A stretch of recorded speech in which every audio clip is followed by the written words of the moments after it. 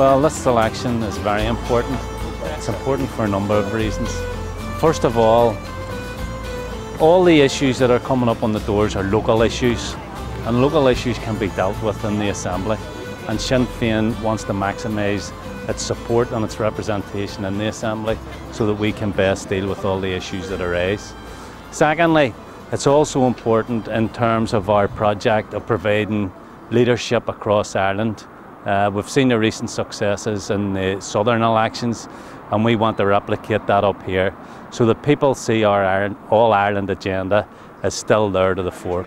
Well, there are all sorts of issues, primarily about the economy, where we would hope to use our influence, as we did prior to the ending of the previous mandate, to access alternative sources of revenue, to continue to pressurise the British government to continue devolving more powers to the Assembly here. And there are all sorts of other issues where we can introduce legislation to help combat things like antisocial behaviour. But it's only by returning a stronger Sinn Féin party to the Assembly that we'll be able to do all the tasks that we need to do for our communities. It was never more important that we remember the sacrifices of our comrades in the past and those who have given their lives for Ireland. Obviously, May the 5th is a poignant date for all Republicans, since it's Bobby Sands' anniversary and this year's 30th anniversary. And it's all the more poignant for me since I was on the hunger strike in 1981.